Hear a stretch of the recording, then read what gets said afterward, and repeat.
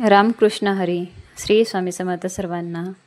येत्या 6 जुलैला आहे आषाढी एकादशी आणि या दिवशी जर आपण काही उपाय केले, काही सेवा केल्या तर त्या खूप महत्त्वाच्या म्हणजे अतिशय प्रभावी ठरतात. कारण की या दिवशी विष्णू तत्व हे 1000 पटीने चालू असतं. तर महाराष्ट्राचे दैवत असून आषाढी एकादशीला येथे वारकऱ्यांना कानाकोपऱ्यातून ठिकठिकाणाहून लाखो भाविक लोक विठ्ठल नामाचा गजर करीत आषाढी एकादशीला पायी चालत येतात. हिलाच आषाढी वारी म्हणतात. विठ्ठलाचा नामघोष करत अनेक वारकरी पायी या ठिकाणी अगदी भक्तिभावाने येऊन पोहोचतात. चंद्रभागेत स्नान करून विठ्ठलाचे दर्शन घेतात. आषाढीला या दिवशी पंढरपुरात येऊन पूर्ण ब्रह्म अधिकारी श्री संत गजानन महाराजांची आळंदीवरून येते. देहूहून तुकाराम महाराजांची, त्र्यंबकेश्वरहून निवृत्तीनाथांची, पैठणहून एकनाथांची, उत्तर भारतातून कबीराची पालखी येते. या दिवशी वारकरी संप्रदायात उपवास करण्याचं खूप विशेष महत्त्व आहे. दर आषाढी एकादशीला वारकरी संप्रदाय हा पंढरपुरात येण्याची परंपरा 800 वर्षापेक्षाही अधिक काळापासून चालू असल्याचं सांगण्यात येतं. आषाढी एकादशीच्या व्रतामध्ये सर्व देवतांचे व्रत एकवटलेले असते असा समज आहे. म्हणून सर्व व्रतामध्ये आषाढी एकादशीला अनन्यसाधारण महत्त्व आहे. आपली आजी नेहमी आपल्याला सांगते, कोणतंही व्रत नाही करणं शक्य झालं तर आषाढी एकादशी आणि कार्तिक एकादशी या 2 एकादशीचं व्रत हे करणं गरजेचं आहे, जेणेकरून की आपल्याला त्याचं पूर्ण पुण्यफळ भेटतं. त्यामुळं आपण या दिवशी व्रत उपवास आवर्जून करायचा असतो. आषाढी एकादशीला व्रत उपवास करण्याची देखील पद्धत आहे. काही लोक निर्जल उपवास धरतात. एकादशीच्या आदल्या दिवशी अर्थात दशमीच्या दिवशी एक भुक्त राहून एकादशीला पहाटे उठून स्नान करून तुळस वाहून विष्णू पूजन करायचं आहे. हा संपूर्ण दिवस उपवास देवाच्या नामस्मरणात आपल्याला घालवायचा आहे. आषाढ शुद्ध द्वादशीला वामनाची पूजा करून पारणं सोडायचं आहे. या दोन्ही दिवशी विष्णू देवाची पूजा करून अहोरात्र तुपाचा दिवा लावायचा आहे. एकादशीला आपल्याला काही उपाय देखील करायचे आहे. भरपूर वेळा आपल्याला अडचणी येतात, संकट येतात आणि तेही संपायचं नाव घेत नाही. आता संकट येणारच नाही असं तर होणार नाही, पण आपण संकटाचा वेग मात्र नक्कीच कमी करू शकतो. तर आपण मेहनत करतो, मेहनतीला देखील आपल्या पाहिजे तसं फळ भेटत नाही. मग आपल्याला कष्टाला नशिबाची साथ मिळण्यासाठी, आपल्या आयुष्यातील दुःख, दारिद्र्य, गरिबी दूर होण्यासाठी या दिवशी कोणते उपाय करावे, कोणत्या सेवा करायच्या याबद्दलची माहिती मी आज तुम्हाला या व्हिडिओमध्ये सांगणार आहे. नवीन असाल चॅनलवरती तर चॅनलला लगेच सबस्क्राईब करा आणि कमेंटमध्ये श्री स्वामी समर्थ किंवा रामकृष्ण हरी लिहायला विसरू नका. तर एकादशीच्या दिवशी सकाळी लवकर उठायचं आहे. अगदी तुम्ही ब्रह्ममुहूर्तावरी उठलं तरी चालेल, पण ब्रह्ममुहूर्तावरती आपण जी काही पूजा करतो, सेवा करतो ती आपल्या अगणित फळ देत असते. कारण की या वातावरणामध्ये देखील शांतता असते. जी काही पूजा करतो तर त्या पूजेमध्ये देखील आपले लक्ष लागत असते. आता या दिवशी आपण भगवान विष्णूची पूजा करायची आहे. आपल्या घरामध्ये भगवान विष्णूचा फोटो असेल किंवा मूर्ती असेल तर अशा वेळेस आपण नसेल तर आपण अशा वेळेस बाळकृष्णाची मूर्तीही घेऊ शकतो. बाळकृष्णाच्या मूर्तीला अभिषेक करायचा आहे. देवघरामध्ये शुद्ध तुपाचा दिवा लावायचा आहे. एक प्लेट घ्यायची. प्लेटमध्ये थोडेसे अखंड तांदूळ घ्यायचे. त्यावरती हळदी कुंकू अर्पण करायचं. तांदूळ हे कुठेही तुटलेले फुटलेले नसावेत. या तांदळावरती आपण मातीची पंती किंवा कणकेचा दिवा लावायचा आहे. शुद्ध तूप टाकायचं आहे. शुद्ध तूप नसेल तर तिळाचं किंवा तेल साधं टाकलं तरीही चालतं. दिवा प्रज्वलित करायचा. काही वस्तू टाकायच्या आहेत. आपली जी काही इच्छा आहे, मनोकामना आहे तर ती देखील पूर्ण होईल. आपल्या आयुष्यातील दुःख, दारिद्र्य, गरिबी ही दूर होण्यास मदत होईल. तर आपल्याला एक लवंग घ्यायचे आहे. लवंग हे शाबूत असावं, कुठेही तुटलेलं फुटलेलं नसावं, त्याला पुढे फूल देखील पाहिजे असं लवंग आपण त्या दिव्यामध्ये टाकायचं. त्यानंतर एक वेलची देखील आपण त्या दिव्यामध्ये टाकायची. अख्खी हिरवी वेलची दिव्यामध्ये टाकायची आहे. तसेच चिमूटभर हळद घ्यायची आणि ही हळद देखील आपण दिव्यामध्ये टाकायची आहे. हळद ही भगवान विष्णू माता लक्ष्मीला अत्यंत प्रिय आहे. तसेच हळद आपला गुरुग्रह बळकट करत असते, त्यामुळे चिमूटभर हळद टाकायची आहे. अशा प्रकारचा दिवा आपण या दिवशी आवर्जून प्रज्वलित करायचा आहे. यानंतर आपण बाळकृष्णांना अभिषेक करायचा. अगदी विठ्ठलाची मूर्ती असेल तर त्यांना देखील आपण अभिषेक करायचा. अगोदर शुद्ध जलाने, त्यानंतर पंचामृताने अभिषेक करायचा आहे. अभिषेक करत असताना ओम नमः भगवते वासुदेवाय, ओम नमः भगवते वासुदेवाय या मंत्राचा जेवढ्या वेळा होईल तेवढ्या वेळा आपल्याला जप करायचा. अभिषेक करून झाल्यानंतर हे पाणी आपण तुळशीला न टाकता इतर कोणत्याही झाडांना आपण टाकायचं आहे आणि थोडंसं ग्रहण करायचं आहे. घरामध्ये शिंपडायचं आहे. तर आपल्या घरामध्ये जी काही नकारात्मकता आहे तर ती नकारात्मकता दूर होण्यास मदत होत असते.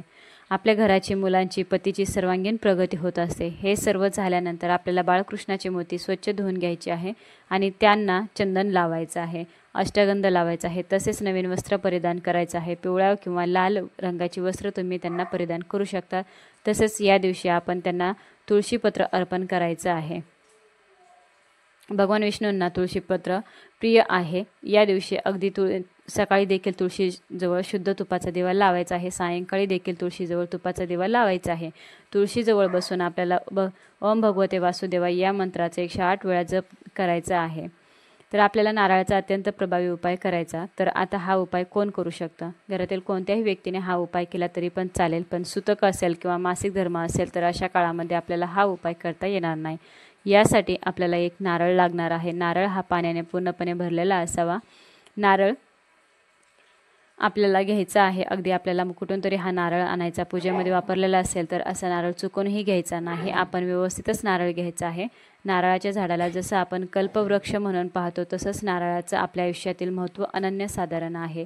कोणतंही शुभकाम पहिल्यांदा देवाचं नाव घेतो आणि नारळ फोडतो. मात्र सर्व धार्मिक कार्याची सुरुवात नारळ फोडूनच होते.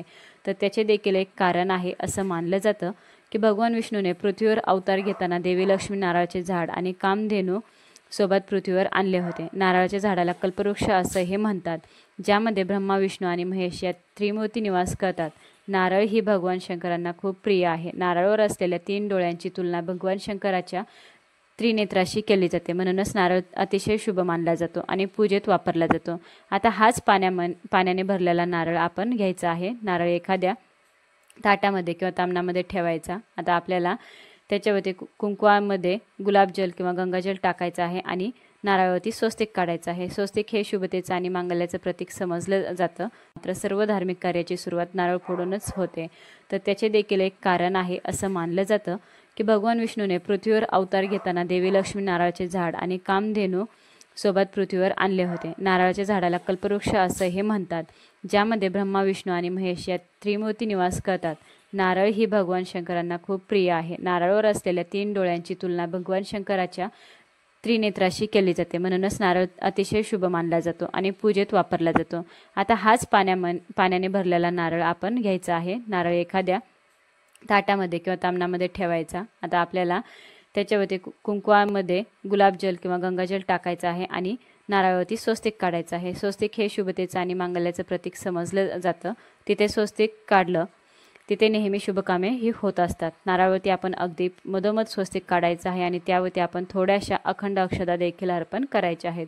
तसेच हा नारळ आपण भगवान विष्णूजवळ अर्पण करायचा आहे. नारळाची शेंडी ही भगवान विष्णूकडे म्हणजे बाळकृष्णाकडे असेल याची आपण काळजी घ्यायची आहे.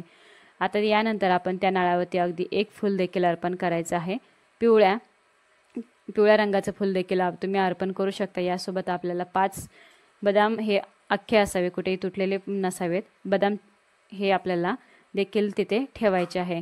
आता आपल्याला काही सेवा करायची आहे. भरपूर वेळा आपण फक्त उपाय करतो, पण त्यासोबत जर आपण काही सेवा केल्या आपल्याला त्याचा काही एक रिझल्ट बघायला मिळतो. तितकेच गरजेचं आहे. तर आपण विष्णू सहस्रनामाचं पठण करायचं आहे. सहस्रनाममध्ये भगवान विष्णूंच्या 1000 नामांचा उल्लेख आहे. अगदी तुम्हाला म्हणणे शक्य नसेल तर यूट्यूबला लावून तुम्ही श्रवण केलं तरी चालेल. पण या दिवशी विष्णू सहस्रनाम हे पठण करायचं आहे. आता विष्णू सहस्रनाम म्हणून झाल्यानंतर आपली जी काही इच्छा आहे, मनोकामना आहे, तर ती भगवान विष्णूंना सांगायची आहे. कठीणातील कठीण कोणती इच्छा असू दे. घरामध्ये पैसा पण येतो पण तो पैसा स्थिर राहत नाही, प्राप्ती होत नाही, नोकरी मिळत नाही. जे काही तुमची इच्छा असेल ती मनापासून सांगायचं. यानंतर हा नारळ भगवान विष्णूंना अर्पण करायचा आहे. आता नारळ आणि जे काही 5 बदाम आहेत तर ते आपल्याला दिवसभर तिथेच ठेवायचे आहे. आषाढी एकादशीच्या अगदी दिवशी आणि संध्याकाळी देखील तिथेच ठेवायचं आहे. दुसऱ्या दिवशी आपण हा नारळ आणि बदाम तिथून उचलायचा. नारळ आपण फोडायचा आहे आणि घरातील सर्व व्यक्तींनी तो ग्रहण करायचा आहे. अगदी लहान मुलांपासून वृद्ध व्यक्तींपर्यंत प्रत्येकाला हा नारळ ग्रहण करायला द्यायचा आहे. अगदी या नारळाची तुम्ही खीर देखील बनवू शकता किंवा कोणताही गोड पदार्थ बनवला तरी पण चालेल.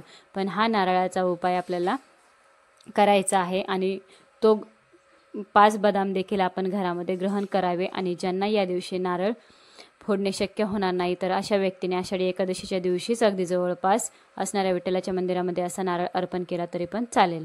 तुम्हाला व्हिडिओ कसा वाटला नक्की मला कमेंटमध्ये सांगा आणि जास्तीत जास्त लोकांपर्यंत हा व्हिडिओ शेअर करा, जेणेकरून ही सर्वांपर्यंत माहिती पोहोचेल. सर्वांना श्री स्वामी समर्थ. धन्यवाद.